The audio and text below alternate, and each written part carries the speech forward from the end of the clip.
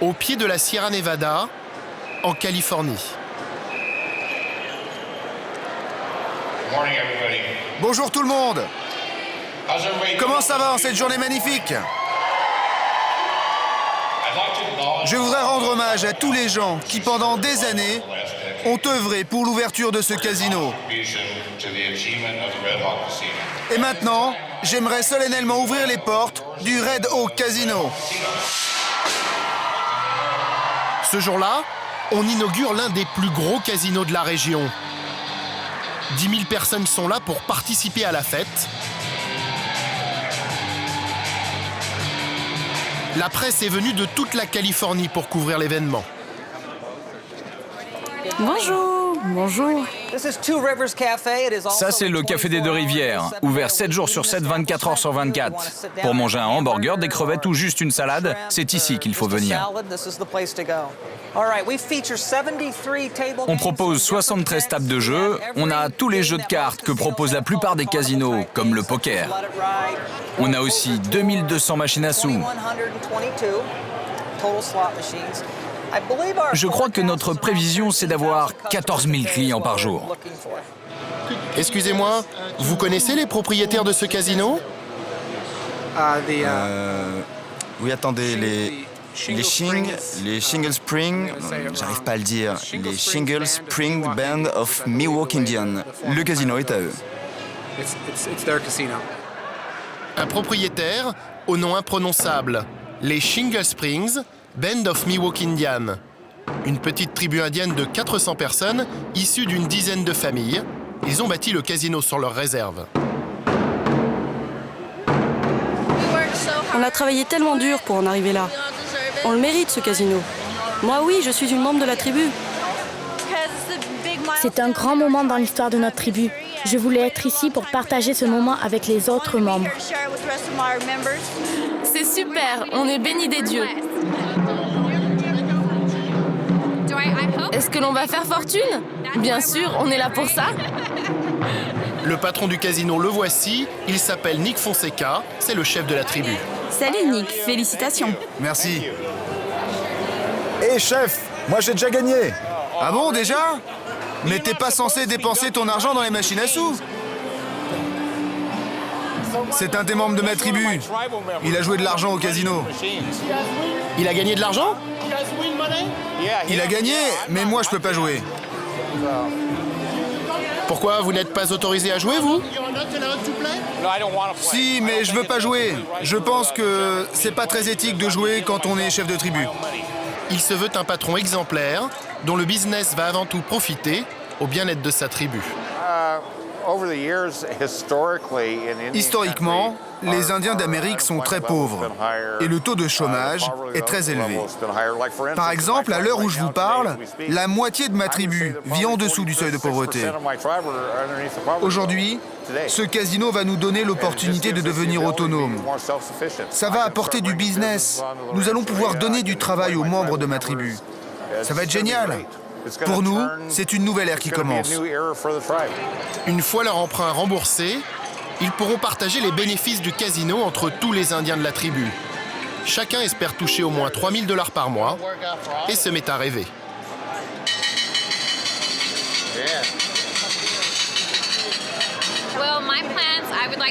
Moi, j'aimerais ouvrir 2 magasins.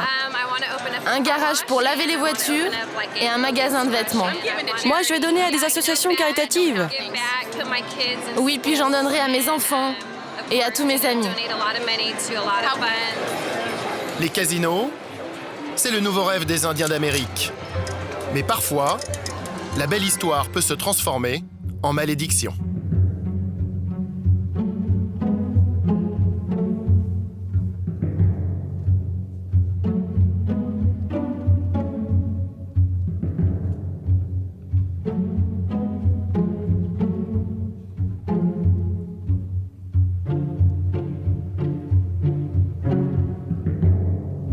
Notre enquête sur les casinos des Indiens d'Amérique commence au sud de la Floride, dans la tribu Séminole, une tribu composée d'une trentaine de familles, en tout 3000 membres. Il y a 30 ans, c'est eux qui ont ouvert le premier casino indien. Leur réserve se trouve à quelques kilomètres de Miami. Fini les grands espaces sauvages. Leur territoire est devenu une vraie petite banlieue comme il y en a partout en Amérique. Aujourd'hui, comme la plupart des Indiens, ils habitent dans des maisons en dur et vivent à l'américaine. Les chefs de la tribu, comme Max Osceola, roulent en moto customisée et sont devenus des chefs d'entreprise. Max Osceola et les Séminoles sont à la tête d'un empire des casinos estimé à plus d'1 milliard de dollars. Les Séminoles, c'est la tribu indienne la plus riche des États-Unis. Les chasseurs-cueilleurs du sud de la Floride sont devenus de redoutables hommes d'affaires.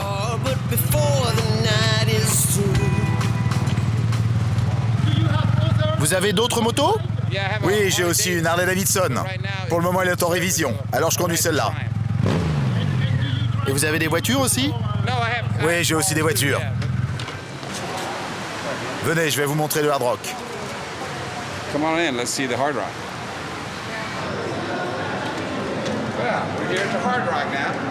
Let's see what Regardez. we're here with the Ici, il y a les 4 Beatles qui vous accueillent à l'entrée. on the wall, welcome you at the Vous avez Hard Rock. Ringo Starr, John Lennon, Ringo Starr, John Paul Lennon, McCartney Paul McCartney et George Harrison. George Harris.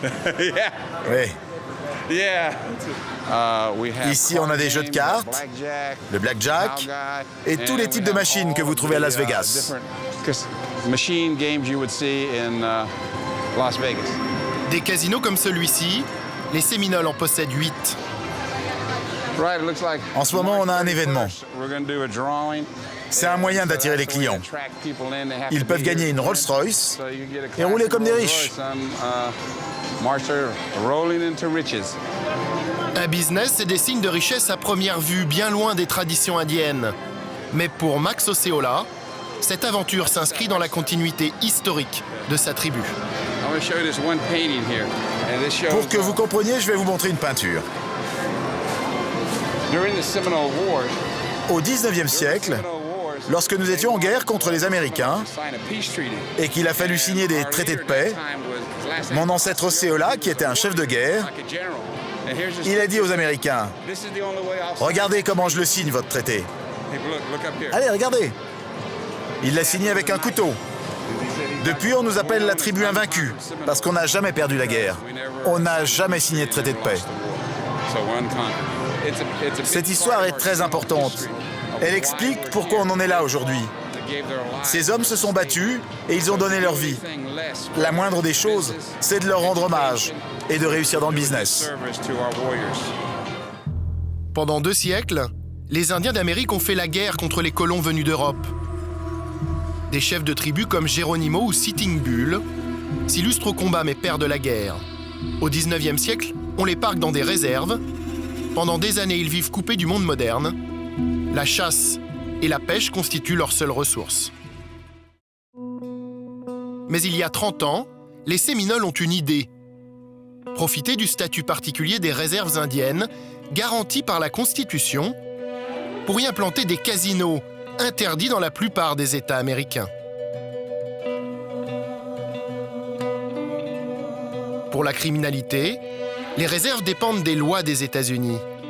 Mais en matière économique, elles appliquent leurs propres règles. Elles sont souveraines. C'est une sorte d'État dans l'État. En 1979, les Séminoles ouvrent le premier casino indien sur leur réserve. Les machines à sous vont faire leur fortune. En 2006, c'est l'apothéose. Max Osceola, le chef séminole, parade avec sa tribu à Times Square, en plein cœur de Manhattan, pour savourer sa revanche sur l'histoire. Nos ancêtres ont vendu Manhattan pour des broutilles. Aujourd'hui, nous allons racheter Manhattan un burger après un burger. Ce jour-là, grâce à leur casino, ils rachètent pour $1 milliard la marque Hard Rock Café et deviennent propriétaires de 6 hôtels et 250 restaurants à travers le monde. Leur réussite fait rêver tous les Indiens d'Amérique. Aujourd'hui, sur leur réserve, il ne manque de rien. des cliniques dernier cri. Fait extrêmement rare aux États-Unis, tous bénéficient gratuitement d'une assurance maladie qui couvre tous leurs soins médicaux. Ils ont aussi leurs écoles privées et des bourses pour étudier gratuitement dans les meilleures universités américaines. Tous possèdent une ou plusieurs voitures de luxe.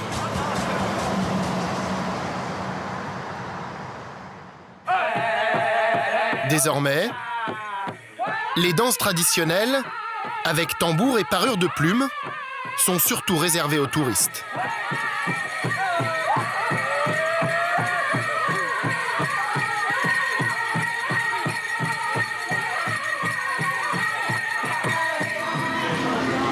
Le chiffre d'affaires de leur casino n'est pas public.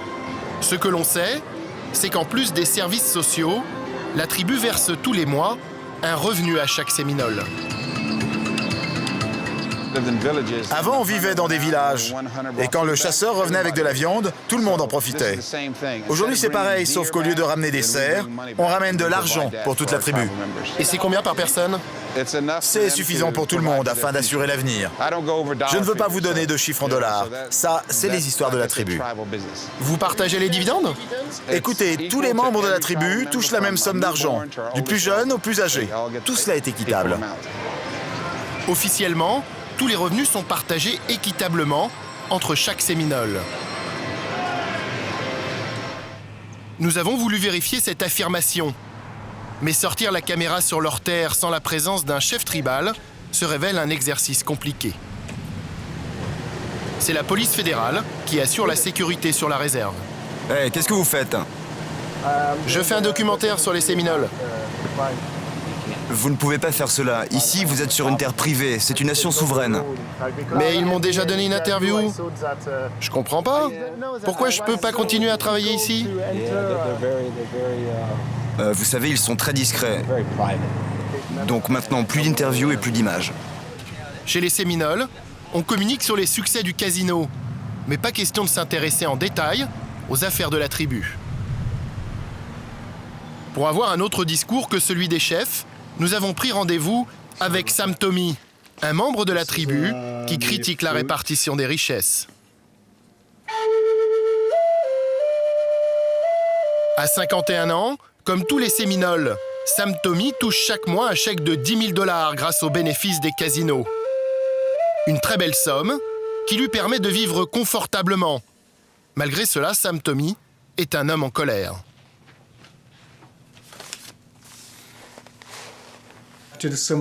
Chez les Séminoles, tout est devenu beaucoup trop grand. Tout est allé beaucoup trop vite. Et cela crée de plus en plus de problèmes. Pour lui, les chefs détourneraient de l'argent de la tribu à leur profit. La distribution des bénéfices des casinos ne serait pas équitable. Pour nous aider à comprendre, il nous emmène survoler la réserve.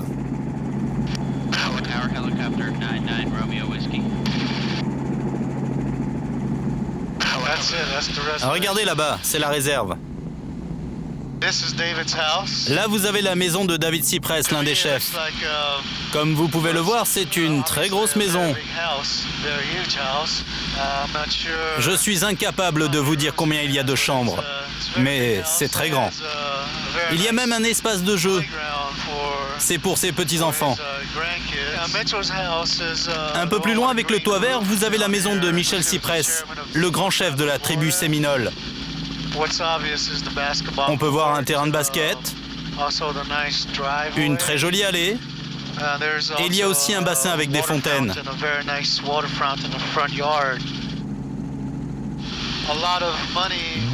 Beaucoup d'argent a été dépensé dans ces maisons.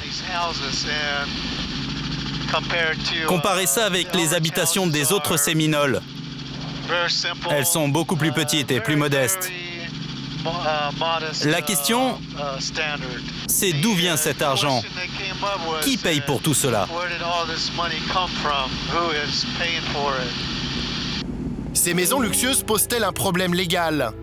Théoriquement, les chefs ne peuvent pas dépenser n'importe comment les bénéfices du casino. Une loi américaine encadre ces dépenses. Tout doit être consacré aux infrastructures de la communauté. Les revenus des casinos ne peuvent être utilisés que pour le bien-être général de la tribu et pour promouvoir son développement économique. En aucun cas des fins personnelles. Au Sun Sentinel, un quotidien de Floride, une journaliste d'investigation, Sally Castine, a montré que chez les Séminoles, c'est loin d'être le cas. En décembre 2007, elle publie une enquête fouillée où elle accuse les chefs séminoles de détourner d'énormes sommes d'argent de la tribu à leur profit. Ce que l'on a découvert après plusieurs mois d'enquête, c'est que les énormes sommes d'argent de la tribu étaient sous le contrôle total des 5 chefs tribaux. Un chef en particulier a eu accès en quelques années à plus de 160 millions de dollars. Et avec cet argent, ils ont payé pour des opérations de chirurgie esthétique, des voitures, des achats de terrain. On a pu établir que la plupart de ces dépenses ont été effectuées avec l'argent de la tribu. En tout, Sally Castine affirme que ces 8 dernières années, les chefs séminoles ont détourné à leur profit 280 millions de dollars. Sur ces documents, elle a répertorié une partie des sommes détournées du budget de la tribu. Selon elle, rien que pour l'année 2006, la famille de Max Osceola aurait utilisé 593 000 dollars pour son usage privé.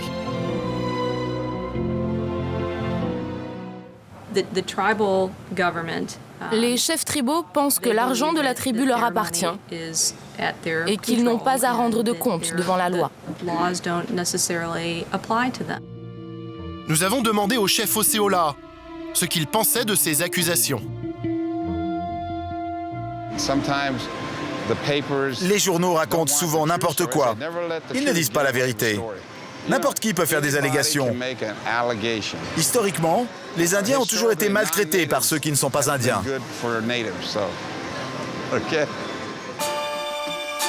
Dans cette affaire, il y a eu une enquête de la Commission nationale des Jeux indiens, une agence fédérale qui vérifie que les tribus respectent la loi en matière de dépenses d'argent provenant des casinos. Dans le cas des Séminoles, la commission a établi que cette loi avait été violée. Nous sommes allés à Washington pour interviewer le patron de la commission des Jeux indiens. Phil Hogan est un Sioux, on ne peut pas le suspecter de faire du racisme anti-indien. Qu'est-ce que vous avez fait? Vous les avez poursuivis devant la justice? Écoutez, j'ai rencontré le chef tribal, j'ai tapé du poing sur la table en disant « Vous ne devez plus faire cela. Vous ne pouvez pas gérer vos affaires d'aujourd'hui comme vos spectacles d'alligators de l'époque. Vous devez mettre en place des programmes, tenir des comptes. » Il y a eu beaucoup de réticences car ils font cela depuis des générations. Mais ils ont reconnu qu'ils avaient tellement d'argent aujourd'hui qu'il fallait faire cela plus équitablement et dans les règles. Attendez, ce n'est pas légal? Et vous n'avez entamé aucune poursuite? Vous n'avez rien fait? Vous savez, les Indiens ont ce que l'on appelle une immunité grâce à leur souveraineté. Vous ne pouvez pas poursuivre la France devant une cour des États-Unis. Les Séminoles, c'est la même chose. Ils sont souverains. Leur statut unique fait que c'est beaucoup plus difficile de les poursuivre dans ce genre de cas. Ce n'est pas un système parfait, mais les casinos indiens, c'est le meilleur développement économique que les tribus indiennes ont connu. Les chefs séminoles n'ont pas été poursuivis par la justice. Seule une pétition a circulé dans la tribu. Elle n'a été signée que par 30 membres sur 3000. Les États-Unis comptent 560 tribus indiennes.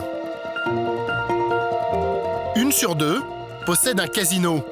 Aujourd'hui, c'est la clé de leur développement économique. Au total, les établissements de jeux indiens pèsent 26 milliards de dollars par an. C'est 4 fois plus que Las Vegas. Une fortune qui attise toutes les convoitises et qui a déclenché un scandale retentissant jusqu'au Congrès de Washington. Tout a commencé ici, en Louisiane, dans le sud des États-Unis. À 2 heures de route de la Nouvelle-Orléans, la réserve des Coutchata, une tribu indienne de 850 personnes, une vingtaine de familles. Pendant des années, ils ont élevé des bisons. Aujourd'hui, Ils sont propriétaires de ce casino. Un établissement avec son parcours de golf, son hôtel de luxe et ses indispensables machines à sous.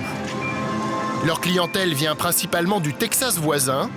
Chiffre d'affaires estimé du casino, 350 millions de dollars par an. Autant dire, une belle réussite.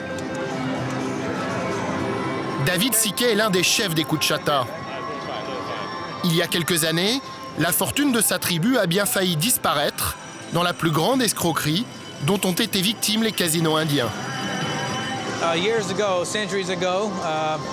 Vous savez, il y a 2 siècles, les tribus indiennes ont dû faire face au déferlement des colons. Ils voulaient s'emparer des ressources naturelles des Indiens. À l'époque, ils nous ont pris nos terres, nos pierres précieuses, toutes nos ressources. Aujourd'hui, nous devons faire face à des opportunistes, des escrocs qui en veulent à nos dollars. Et malheureusement, nous avons été victimes de ça récemment, avec Jack Abramoff, un lobbyiste de Washington. Il a arnaqué non seulement notre tribu, mais aussi d'autres Indiens du Sud et du Michigan.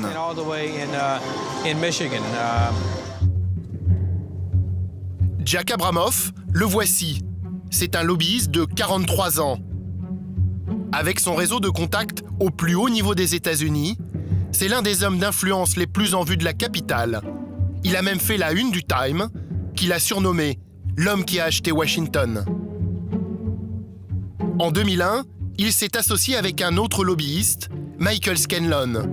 Ensemble, ils vont monter une redoutable escroquerie pour soutirer d'énormes sommes d'argent à plusieurs tribus indiennes propriétaires de casinos. Les Coutchata sont riches, ils ne connaissent rien de lobbying. Abramoff sent qu'avec eux, il y a de l'argent à se faire. Lorsqu'il est venu nous voir, il avait tout de ces hommes travaillant à Washington. Un beau costume, très à l'aise, s'exprimant avec aisance. Et à l'époque, le conseil tribal n'avait aucun doute sur ce qu'il était. On pensait qu'il défendrait nos intérêts comme nous le souhaitions. Le point faible de la réussite des Coutchata, c'est que 90% de leurs clients viennent du Texas, car les casinos y sont interdits. Abramoff affirme à la tribu que les Texans s'apprêtent à légaliser les machines à sous. C'est tout leur business qui est menacé. Le lobbyiste propose ses services aux Coutchata pour lutter contre ce danger. Il a convaincu le conseil tribal de mettre de l'argent pour ce qu'il appelait sa campagne de lobbying. Un travail de mobilisation de base contre les casinos du Texas. Et pour y arriver, il a expliqué au conseil tribal qu'il devait réunir une coalition de lobbyistes conservateurs. Abramoff et Scanlon sont très proches des conservateurs chrétiens. Avec eux, ils vont organiser quelques manifestations et une campagne de presse anti-jeu, des prestations dont la facture va s'avérer colossale. Regardez, j'ai ici quelques exemples de factures que nous avons dû régler.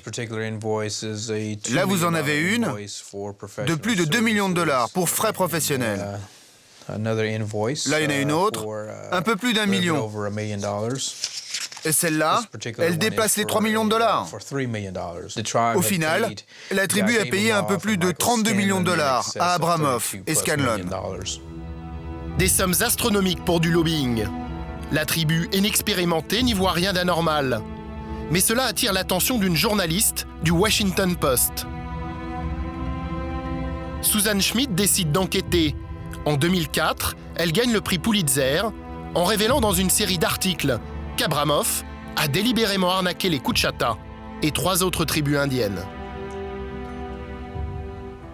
Les frais qu'il facturait étaient totalement disproportionnés.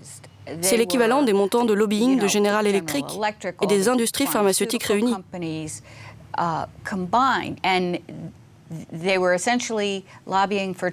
Et tout ça, c'était du petit lobbying. Rien ne justifiait ce genre de montant. Ils volaient leurs clients. Pour justifier ces énormes facturations, Abramoff invente une usine à gaz. Avec des sociétés écrans et des organismes bidons, les tribus pensent que leur argent sert à défendre leur intérêt à Washington. En réalité, la plus grosse partie finit dans les poches de Scanlon et Abramoff. En fait, ils se partageaient ces énormes sommes d'argent payées par les tribus. Et ça, les tribus ne le savaient pas. C'est illégal. Ces types embobinaient les tribus. Ils les arnaquaient. Mike Scanlon vivait de façon extravagante. À l'époque, c'était un jeune type qui, officiellement, était encore étudiant. Mais il louait des hélicoptères pour aller dans sa maison à 5 millions de dollars au bord de la mer. Ils ont claqué tout leur argent. Plus tard, Abramoff et Scanlon seront poursuivis pour escroquerie. Mais l'arnaque des tribus indiennes ne s'arrête pas là. Les deux escrocs vont faire coup double. Au Texas, leur lobbying a entraîné la fermeture du seul casino autorisé dans cet État. Un casino indien, celui de la tribu des Tigua à El Paso. Avec cette fermeture, les 800 membres de la tribu perdent leur seul revenu, 60 millions de dollars par an. Avec les Tigua, Abramoff et Scanlon sentent qu'ils ont trouvé de nouveaux pigeons. Ils veulent toujours plus d'argent, comme en témoigne leur courrier électronique que nous nous sommes procurés. Tu peux sentir leur argent? Je veux tout leur argent.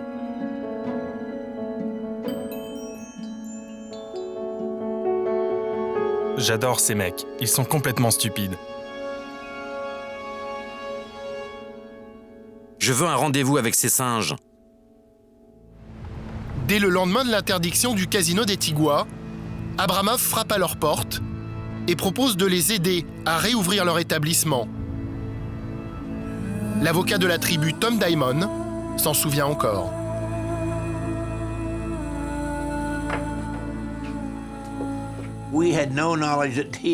On ne savait absolument pas qu'il avait travaillé avec la tribu des Coushatta pour faire interdire les casinos au Texas. Si on l'avait su, on l'aurait tout de suite foutu dehors. Vous savez, c'est le genre de type qui vous fait croire qu'il est tellement indispensable que vous lui dites oui.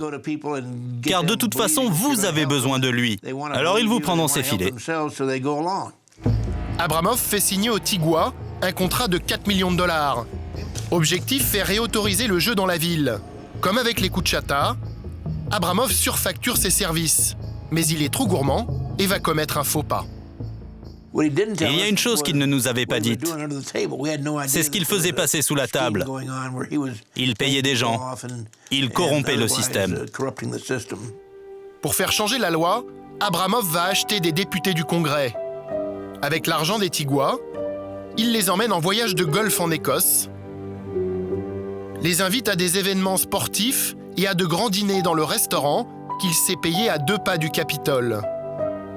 Aux États-Unis, tout cela, c'est de la corruption. Une enquête du FBI va révéler le scandale. Le casino des Tigua ne sera jamais réouvert. Et en 2004, l'arnaque Abramoff devient une affaire d'État. Good evening. We'll get to the stories. Now convicted lobbyist Jack Abramoff. Abramoff used money from Indian tribes and other clients who traveled with Abramoff to Russia, who paid for their golf trip. Abramoff had a congressman insert statements. Guessing whether Abramoff will try to save himself by fingering his friends. Je crois que 17 ou 18 personnes ont été accusées au pénal dans l'affaire Abramoff.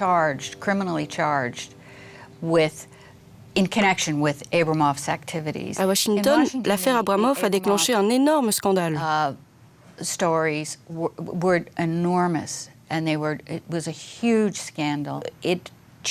fait, ça a bouleversé la donne politique. Au Congrès, la majorité a changé. Les républicains ont perdu le pouvoir. Tout cela à cause de l'affaire Abramoff. En 2004, Jack Abramoff est mis en accusation et plaide coupable. Levez la main droite et répétez après moi. Je jure devant Dieu de dire la vérité, toute la vérité, rien que la vérité. Cette affaire a aussi bouleversé les règles du lobbying aux États-Unis. Désormais, un député n'a plus le droit d'accepter un cadeau de plus de $50. En 2006, Abramov est lui condamné à 5 ans de prison pour fraude et corruption. Il purge sa peine dans un pénitencier du Maryland. Aucune interview ne nous sera accordée. Il ne s'est exprimé qu'une seule fois à ce sujet sur une télévision américaine avant son incarcération. Cette histoire a été terrible pour moi, sur le plan financier, social, personnel et politique. À l'écouter, c'est lui qui est victime de cette affaire. Mais pour Susan Schmidt, c'est bien évidemment les tribus qui sont perdantes et pas que sur le plan financier.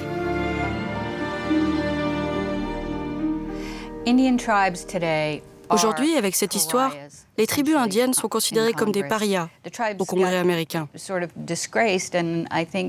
Moi, ce que je pense, c'est qu'elles sont devenues un peu maudites. Désormais, elles ont toutes les difficultés à faire valoir leurs problèmes, car beaucoup de gens ont aujourd'hui peur d'être associés aux tribus indiennes, à cause de cette affaire Abramov et de tout le scandale qui en a découlé. En tout, Jack Abramov a escroqué plus de 80 millions de dollars à 8 tribus indiennes. Un député a déjà été condamné à 2 ans et demi de prison. D'autres pourraient suivre. L'enquête n'est pas terminée. La fortune des casinos fait aussi tourner la tête des Indiens eux-mêmes. Aujourd'hui, l'ennemi le plus redoutable vient de l'intérieur des tribus. La distribution des dividendes du jeu déchire les Indiens. Pour le comprendre, il faut aller en Californie, l'État où il y a le plus de casinos indiens, en tout 57 établissements. Direction la tribu des Redding Rancheria, à 2 heures de route de Sacramento. Une tribu de 250 membres, massacrée par les chercheurs d'or au XIXe siècle. Les casinos ont bouleversé la vie des Foreman. En 2004, les 75 membres de la famille sont exclus de la tribu et chacun perd ses $3 000 mensuels de dividendes des casinos.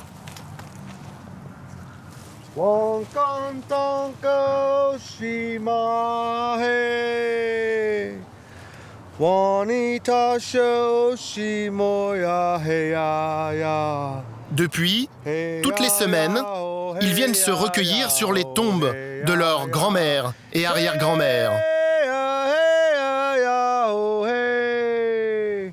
En 2004, pour tenter de prouver qu'ils étaient indiens et membres de la tribu, ils ont été obligés de commettre un sacrilège. Ils ont déterré leurs 2 ancêtres.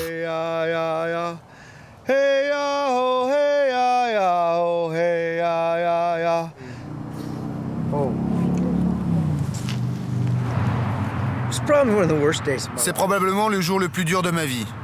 Imaginez un peu, on a dû la déterrer. Je n'arrive toujours pas à croire que l'on en soit arrivé là. Pour être indien, il faut être le descendant biologique direct d'un membre de la tribu. Depuis le 19e siècle, la famille Foreman est membre incontesté de la tribu des Redding. Mais en 2002, le conseil tribal remet en cause cette appartenance. Il affirme que Lorena, leur grand-mère, a été adoptée et n'est donc pas la fille biologique de Virginia, l'arrière-grand-mère. Plus de lien du sang, ils sont exclus de la tribu. Après que le conseil tribal ait rejeté tous les documents prouvant que nous étions membres de la tribu, ils nous ont dit qu'ils avaient besoin d'un test ADN.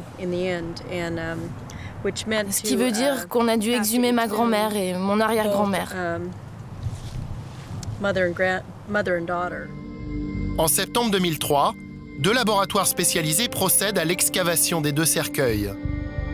De l'ADN est prélevé sur les os des 2 défuntes afin de les comparer et de voir si elles sont bien mère et fille. Pour les Foreman, c'est une humiliation. Un des anciens de la tribu nous a dit « Déterrez-la. Ce n'est qu'un sac d'os. »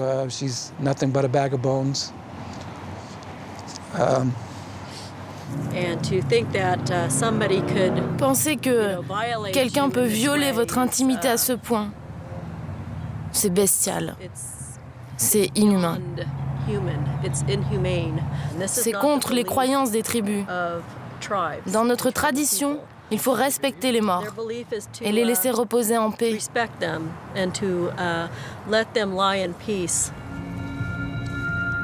5 mois après l'excavation, les Foreman ont reçu les résultats du test ADN. Les conclusions des 2 laboratoires indépendants sont sans appel.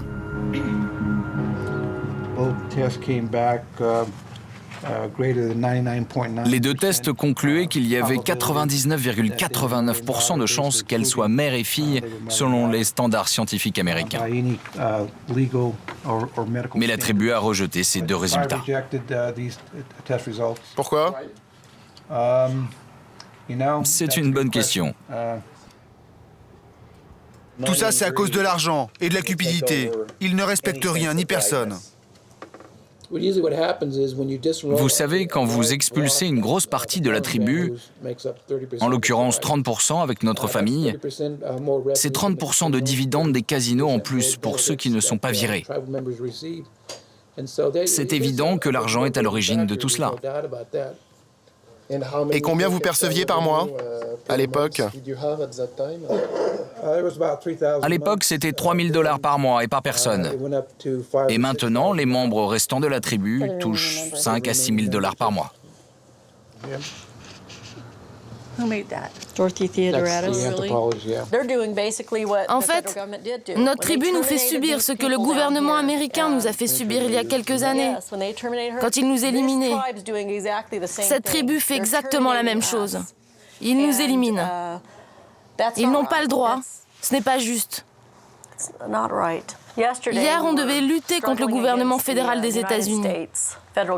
Et aujourd'hui, on lutte contre notre propre tribu. Dans le cadre de leur souveraineté, ce sont les chefs tribaux qui fixent les règles d'appartenance à la tribu. Nous avons fait de multiples demandes pour rencontrer les chefs des Reading. Toutes ont été refusées. Nous décidons d'aller frapper à leur porte en laissant tourner discrètement la caméra.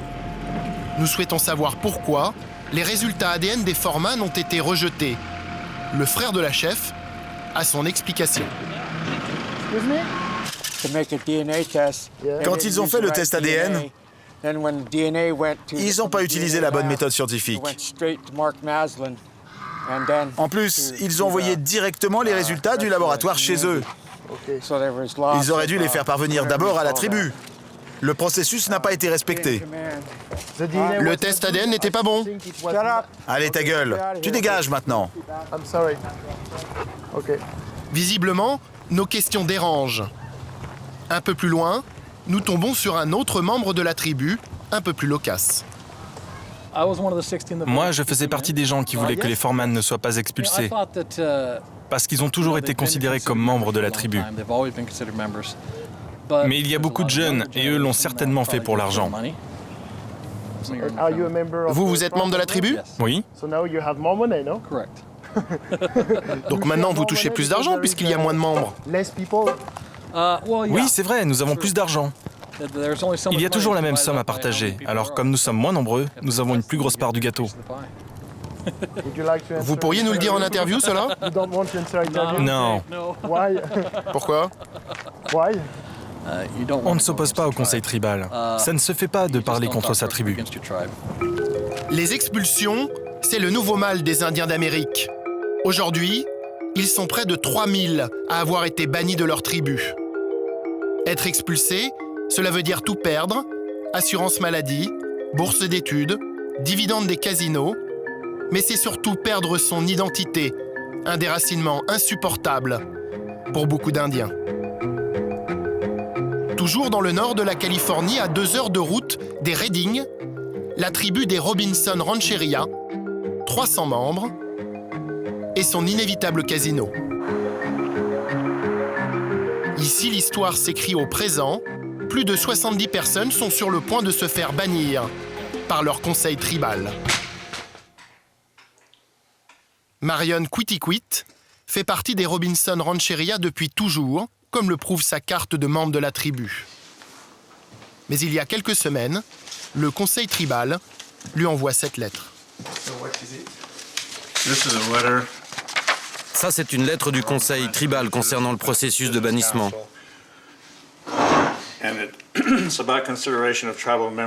Il y est écrit que je vais bientôt ne plus être membre de la tribu. Selon le conseil tribal, sa mère Mary Bogg a été enrôlée dans la tribu par erreur il y a près de 100 ans. Marion et sa femme ont tous les documents prouvant le contraire. Regardez, c'est un document du Bureau des Affaires indiennes de 1928. Le grand-père de Marion, le père de sa mère, là, sur la photo, a bien été enregistré comme un Indien de Californie avec ses enfants. La mère de Marion est enregistrée ici. Cela prouve qu'elle est indienne, que Marion est indien, que toute la famille est indienne. Problème, lors du dernier recensement de la tribu en 1965, la mère de Marion a oublié de se faire enregistrer. Aujourd'hui, le conseil tribal exploite cet oubli pour expulser Marion et 70 parents, 1/5 de la tribu. Là aussi une histoire d'argent, mais pour Marion, le problème n'est pas là. Sans identité, comment faites-vous pour savoir qui vous êtes? D'où vous venez? Les dividendes, l'argent, tout cela, ce n'est pas important.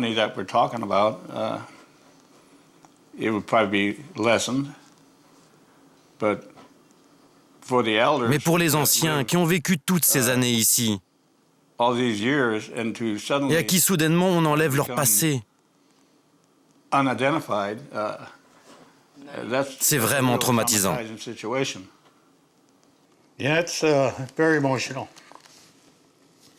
Pour moi, c'est extrêmement dur. Ma mère était membre de la tribu. Je suis son fils. Et on est obligé de vivre tout cela. Toute la famille était d'ici. Si elle était encore là, elle aimerait que je m'occupe de cette affaire comme on faisait à l'époque. C'est-à-dire? En combattant. Je suis très énervé. Ils n'ont pas le droit de faire cela. Ici aussi, toutes nos demandes d'interview avec les responsables de la tribu ont été refusées. Nous décidons d'aller directement chez la chef tribale. Elle nous répond cachée derrière la porte.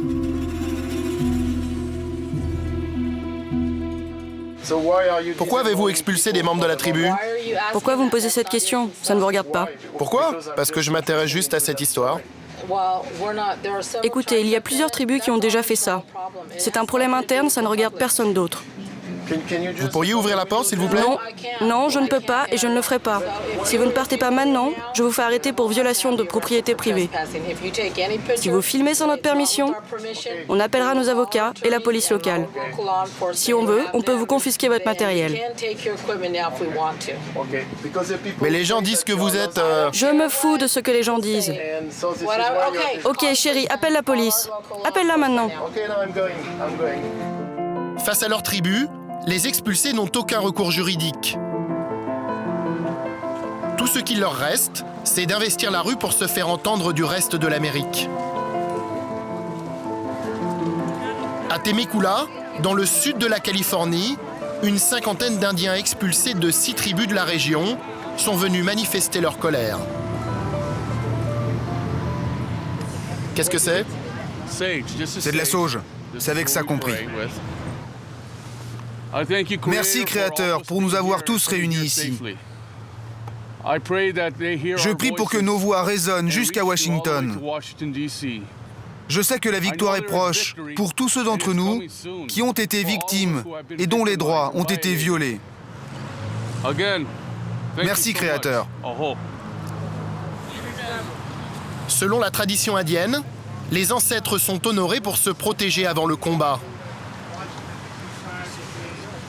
Car tous ces manifestants sont en lutte, mais contre leur propre tribu. What do we want? Justice. When do we want it? Now. What do we want? Justice. À la tête de ce combat, John Gomez. Il y a 5 ans, lui aussi a été expulsé de sa tribu. Depuis, il a créé une association pour essayer d'empêcher les expulsions. Si on est ici, c'est à cause des casinos.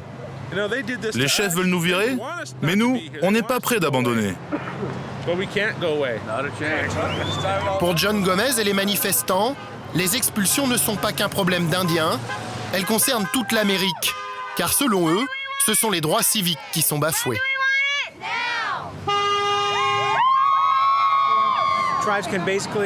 Les tribus font ce qu'elles veulent. Elles bafouent nos droits civiques. Elles se séparent même des anciens. C'est comme dans les dictatures. Et cela est inacceptable aux États-Unis. Ils ne nous tuent pas physiquement, mais d'une certaine façon, ils nous éliminent. Ils changent notre statut et nous ne sommes plus considérés comme des Indiens par le gouvernement fédéral. Pour les manifestants, les expulsions sont arbitraires, mais aucune autorité américaine ne veut s'emparer de ces dossiers. Même le Bureau des Affaires indiennes à Sacramento, c'est l'agence fédérale responsable de la question des Indiens aux États-Unis. Quand des Indiens se font expulser de leur tribu, généralement on n'est pas mis au courant. On ne nous donne pas les raisons de ces décisions. Cela est géré en interne par les tribus. On ne peut rien faire car la Cour suprême nous interdit d'intervenir. Les questions d'appartenance à une tribu, c'est probablement l'un des pouvoirs les plus sacrés des Indiens d'Amérique. Tout cela est lié à leur souveraineté. La seule autorité qui puisse faire quelque chose, c'est le Congrès des États-Unis, qui a les pleins pouvoirs. Faire changer la loi au Congrès, c'est ce qu'espère bien obtenir ce jour-là John Gomez, le leader des Indiens expulsés des tribus. Après plusieurs années de combat, accompagné de son avocat, John a réussi à obtenir un rendez-vous au Capitole avec une députée du Congrès américain. Représentante démocrate de Californie, très proche du président Obama, une femme sensible à la question des Indiens. Elle s'appelle Diane Watson. Ils espèrent bien la convaincre de faire bouger les choses. Écoutez, les droits de l'homme, c'est plus important que tout, même en cas de crise économique. Ça pourrait même être encore plus important maintenant qu'il y a la crise. Je vous présente John Gomez. Bonjour, content de vous rencontrer. Asseyez-vous. Okay. And Dorinda, you can come to the table. Une des raisons pour lesquelles nous sommes ici avec John, c'est qu'il a été banni de sa tribu et il a... Pourquoi ? En fait, on s'est rendu compte qu'en Californie et ailleurs, les expulsions étaient liées à la corruption des chefs tribaux. Ils ne veulent pas partager ? Non, ils ne veulent pas partager. Vous savez, en Californie, il y a près de 25 tribus qui ont banni des Indiens depuis l'expansion des casinos. Écoutez, la loi, c'est la loi.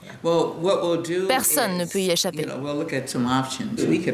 Ce que l'on pourrait faire, on pourrait écrire une loi qui dirait qu'aucune aide publique ne sera versée aux tribus qui font de la discrimination vers leurs membres. Je ne sais pas, mais on pourrait faire quelque chose comme cela.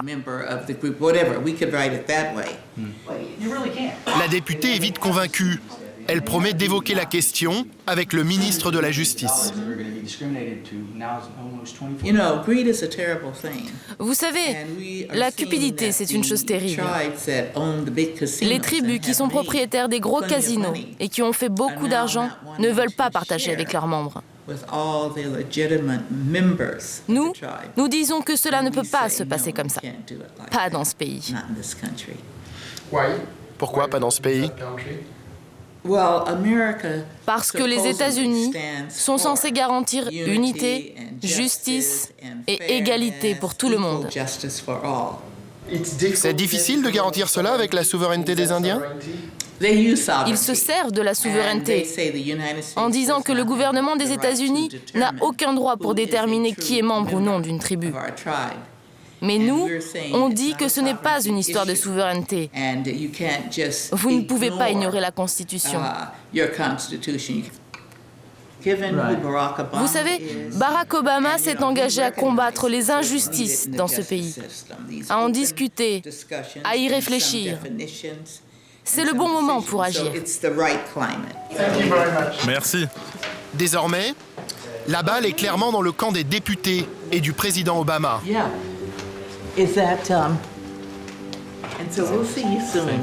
Merci. Merci. Merci beaucoup. Mais le problème des Indiens expulsés est loin d'être résolu. Le Congrès américain légifère très rarement au sujet des tribus indiennes. La dernière fois, c'était il y a plus de 20 ans.